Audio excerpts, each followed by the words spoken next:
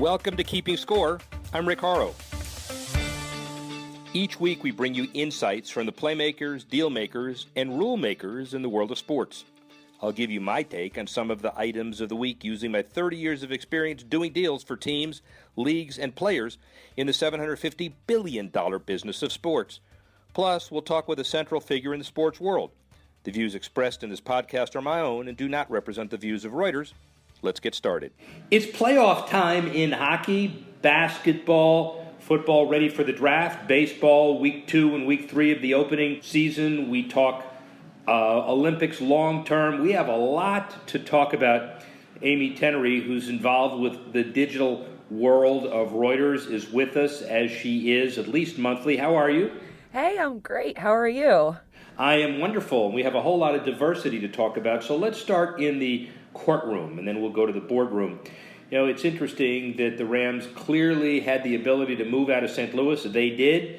The issue was, did they stay in a first-class stadium for too long, or did they move out because it wasn't first-class enough? Well, now maybe the courts will decide. St. Louis and its environs filed lawsuits, certainly not to bring them back, but for damages, and they're asking for everything there. What do you think of that whole situation?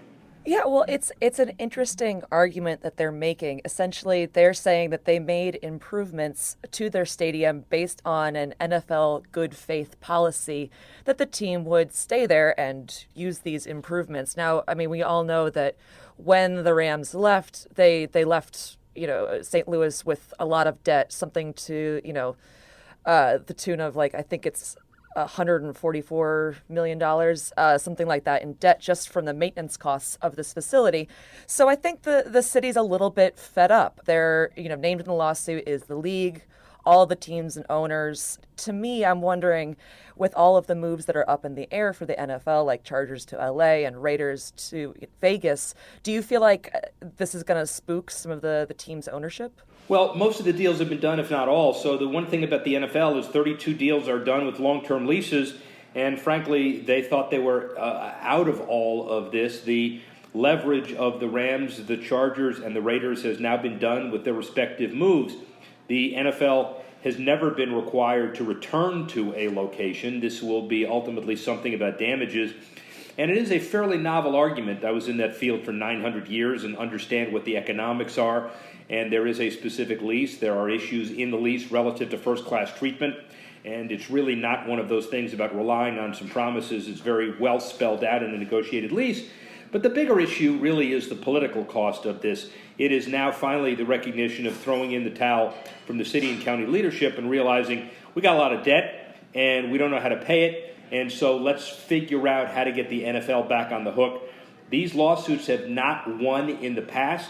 So we'll just have to see what happens now.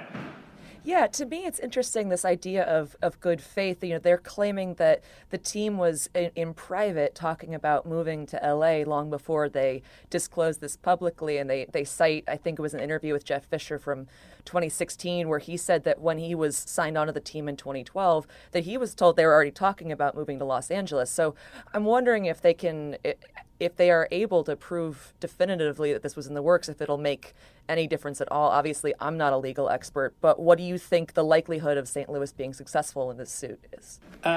Small, but possible. If you get to a jury, anything is possible.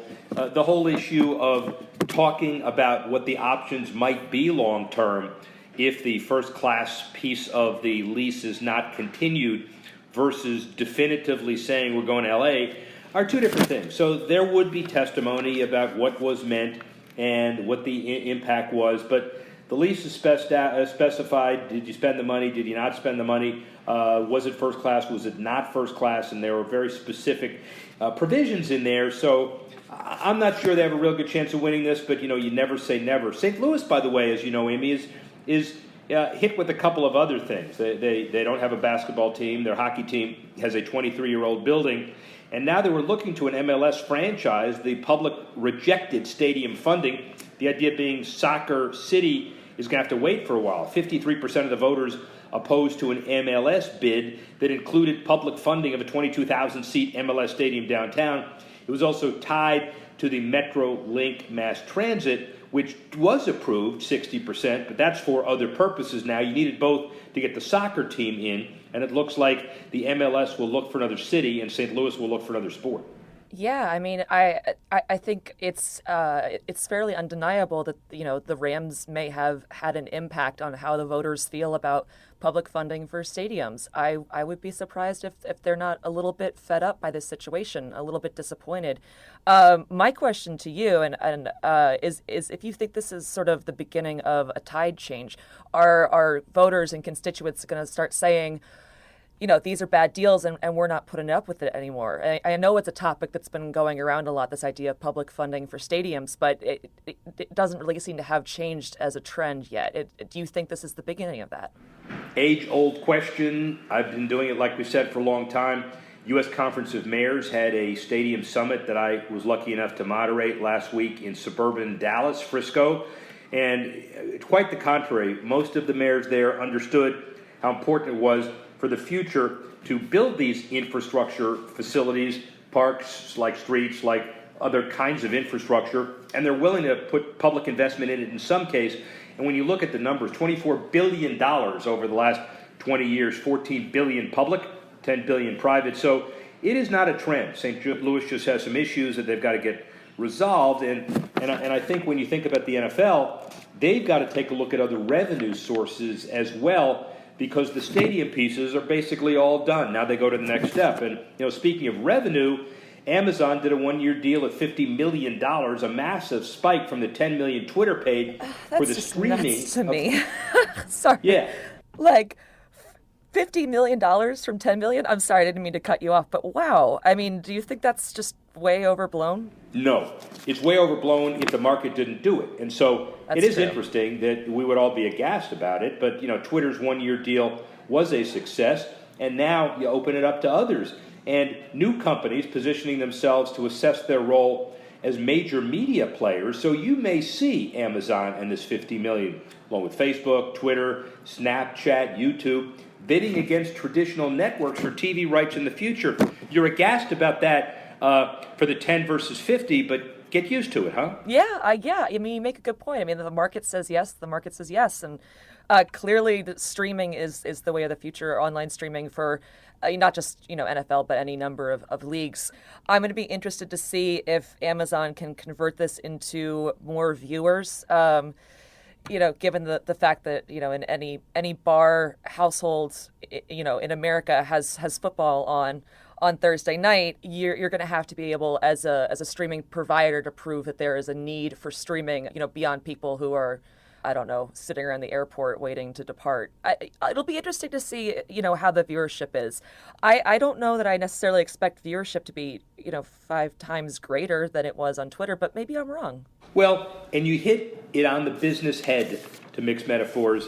The bottom line is, can you monetize 250,000 viewers streaming like Amazon has monetized off of Twitter, meaning that they're bidding 5 times higher than Twitter?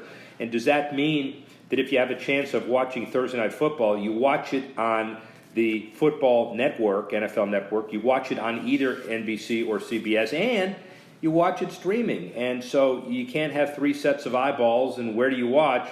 And you may say enough is enough, but I agree. It's all about leverage, and it's all about getting inside the NFL tent, right? Yeah, I will be very interested to see how this plays out during the season. I think it could go any number of directions, and like we've said in the past, online streaming seems to be, the way things are going. So far be it from me to be the old fogey being left in the dust by the future.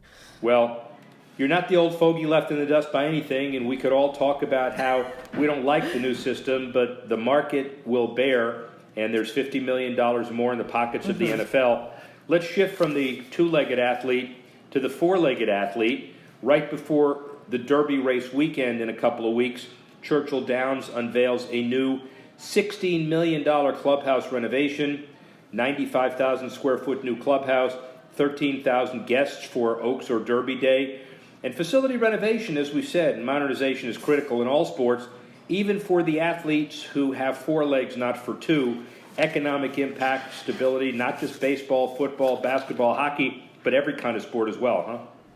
Yeah, and I was saying earlier to my coworker that this idea of a $16 million renovation is almost quaint compared to the costs that we're looking at for stadium renovations in other sports. I think in a lot of ways, the average consumer maybe underestimates the economic impact that horse racing has, given that the average person probably only focuses on horse racing, 3 days out of the year. But I noticed you had an article from last year where you were saying that Derby actually has a $400 million economic impact on the region, and statewide has about a $4 billion impact. Do you see the renovation as a bet on the future of horse racing, or is this going to become more mainstream? It's obviously waned in popularity from its heyday, but, maybe this is a sign of the times. Many answers to that, really insightful question. Horse racing itself has been in a state of trouble beyond the Triple Crown. So the Derby, a linchpin of the successful part, but with off-track betting and with internet gaming and with all of the other diversions, it's harder to get the non-mainstream fan to go to these events, which means if you're Kentucky and you realize how important the horse racing industry is to your state, you darn well better make sure that the owners of Churchill Downs and others put substantial money into a facility and make it a long-term commitment. So it is a bet on the future, but it's also basically a bet on the economic impact of Kentucky. And as we said, facilities are the key to the big values in sports, which segues us back to baseball. Marlins had a new facility a while ago, and now, according to Fox Business, the Marlins are looking for an auction type of sale. David Sampson, the president, talking to people that include Florida Governor Jeb Bush, former Major Leaguer Derek Jeter, and others. And the offer on the table, at least in the media, $1.6 billion. That's a lot of money for a baseball team. That really does seem like a tremendous amount of money. I think, you can tell me if I'm wrong, but I was sort of researching this earlier, and I think as recently as about 5 years ago, the Marlins were really only valued at around $500-ish million. So to go from that to $1.6 billion is just a huge leap. And I'm wondering if there's something driving sort of the inflation behind these team sales, whether it's the celebrity factor, are you getting more celebrity owners so it has a certain cachet beyond just the nuts and bolts of the product of the team itself? Is there something behind this, or are they just completely out to lunch on it? How is a Major League Baseball team like the Mona Lisa? Well, two reasons. One is, if you're the Marlins and the fans, you don't smile either. And the second is, and they're getting worse before they get better. But the second is, which is really relevant to the point, is a team, a painting, something unique is worth only what people are willing to pay for it. And so we understand Forbes and all the other magazines and publications that value franchises based on traditional ROI and other variables that business shows want to talk about. But at the end of the day, it's all about having something that other people want and can't have, and have a very exclusive club. Stephen Ross, the owner of the other team in South Florida with big numbers, the Dolphins, made a statement to me when we interviewed him.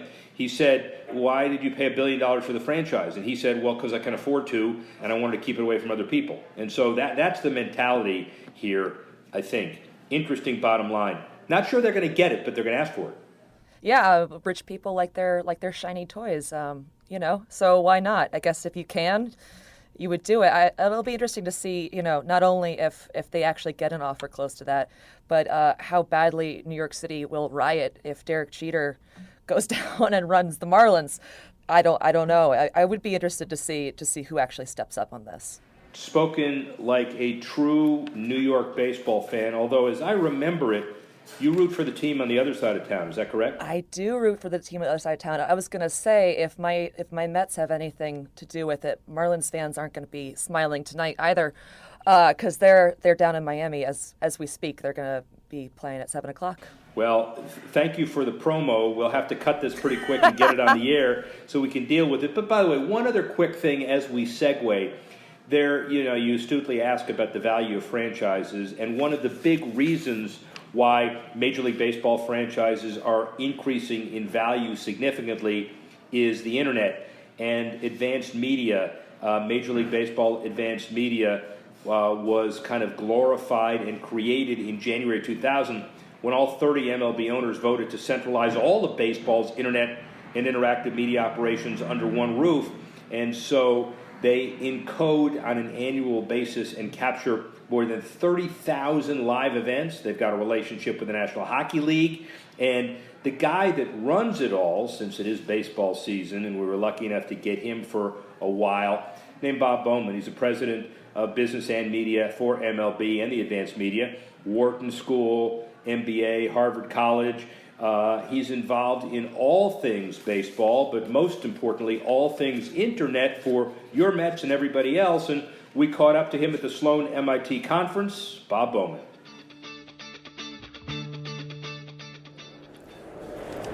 The cacophony's died down a little bit, Rick Horrow, Sloan MIT Analytics. We're through lunch. Everybody's still trying to sell the people on my right, varying degrees of intensity. Bob Bowman, people are really trying to sell you hard because everybody wants something from you because you are probably the most successful, proven internet guru of any team sport and probably the most successful on the planet. How's that for a starter? Well, I don't think any of that's true, but I'll tell you what, it's like being a rich kid.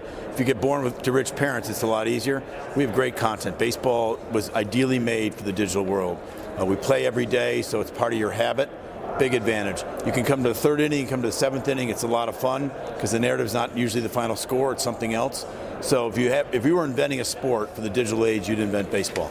Yeah, let's assume, however, that 50% is content and the other 50% is enlightened management. So when it's 2000 and you are now taking the helm of a semi-functional ship with 30 people rowing in somewhat different directions and you're told, organize, harmonize, make a lot of money, and make it look like a public company and make a lot of revenue. Easier said than done, you did it. How do you feel about it? Yeah, I wish I could tell you it was as hard as you're making it sound.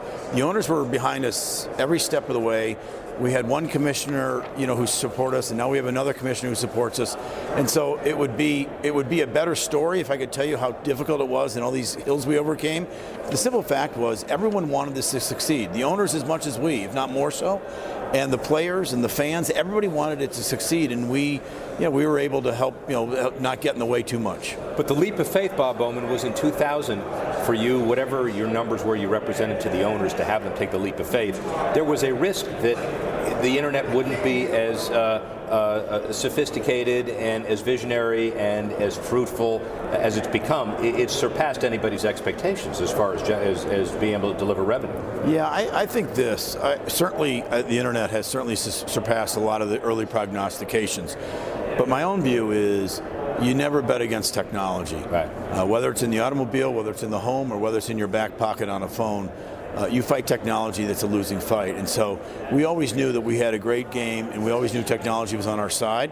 What we didn't know, to be fair though, Rick, is it 2003 or 2006? Is it 2006 or 2009? But ultimately, we knew technology was going to be our biggest ally. The idea of sports, live sports, stick and ball sports, being the ultimate reality show, vis-a-vis the ability to archive and replay, but the internet is based on now the ability. My daughters, they don't know how to watch live television anymore. How do you reconcile all of that? Yeah, I think we got to be really concerned about people like your daughter. Yeah. We can't assume that just because it's live, she will go to the device we tell her to. Right. I think we're all worried about how do we make sure and the commissioner worries about how do we distribute our product on every screen so your daughter and the daughter behind her can watch it on the screen of her choice wherever she is, however she wants to do it. And if we don't do it, we really risk losing them. But I know our commissioner gets that, and we're working down that road. I think we've been successful so far in getting our games distributed. Your other commissioner got it. Your current commissioner got it. They're part of the same coaching tree, so to speak. How easy and seamless has the transition been? It's been great. The biggest difference for us who work for Rob is that he's there every day in New York. Yeah. He does his homework. He reads the memos. He knows what he's doing. And so, as I said earlier today, you have to bring your A game to a meeting with him. He understands and he has a purpose there, and he leans forward. So it's refreshing. Commissioner Seelig was great, but Commissioner, Rob Manfred's the right guy now, and I think everyone's really excited about where baseball's going to be in 10 years. What are the biggest challenges from the new media perspective that you face on a daily basis? Well, I think we all face the same challenges, which is competition. And I don't mean from football or basketball. Right. I mean from everything else that's going on. We worry about where the eyeballs are and how people engage and how they're going to follow baseball instead of what we do.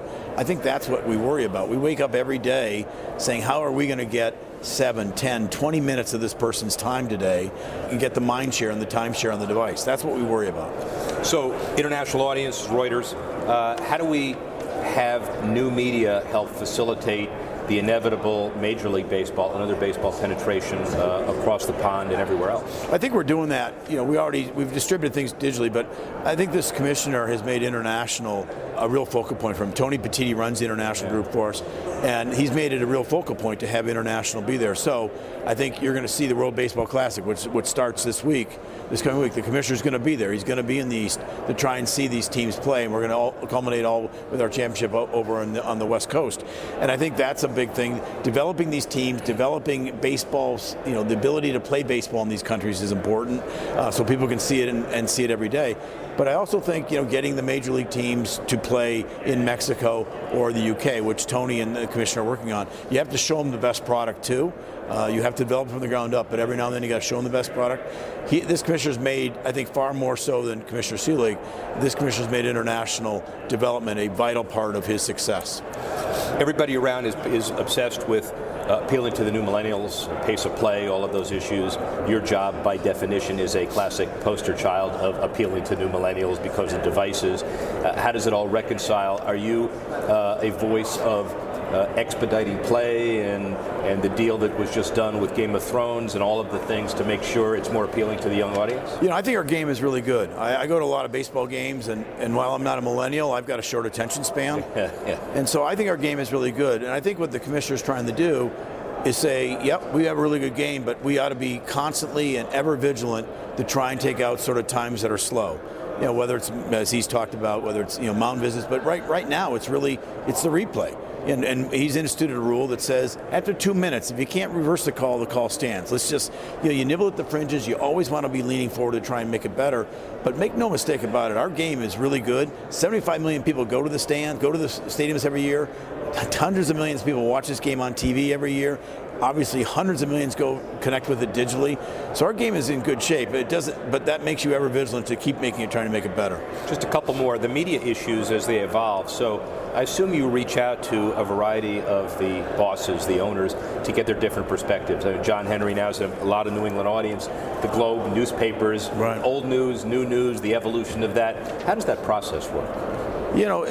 We have team. John Henry has been in baseball since I've been in baseball. He used to own the Marlins, now he owns the Red Sox. But John Henry's a pretty typical owner in the sense that these folks are engaged. They really worry. Almost all of them love baseball. So that is a passion of theirs. But they're really successful business people. These are not people who woke up and said, geez, let's go buy a baseball team. These are really smart business people that know how to run a business and are engaged in all the aspects of the business. So we're lucky in that way that we get to learn from them, and they give us advice, and we generally always figure out a way to get to the right place. But I think that's one thing I didn't anticipate, the benefits of the job that I have, is the valuable input that we get from owners saying, have you thought about this, have you thought about that? And he particularly, he buys a newspaper, and now he's attempting to make it relevant for the next 50 years. Look where the Washington Post and New York Times have done. Their subscription levels are going through the roof, and I think he once again proved prescient. Just like he did with the Red Sox, bought it at the right time. He bought the Globe at the right time, and I think he's going to be very successful. He's been successful in almost everything he's done. Final concept, you are now a full-service organization where the NHL contracts with you to generate some additional views, looks, strategy, service. Is that a long-term goal? Do you want to be all things to all people? I think our thought is that the more that there's good content that's streamed and on devices, the better chance baseball will have to succeed.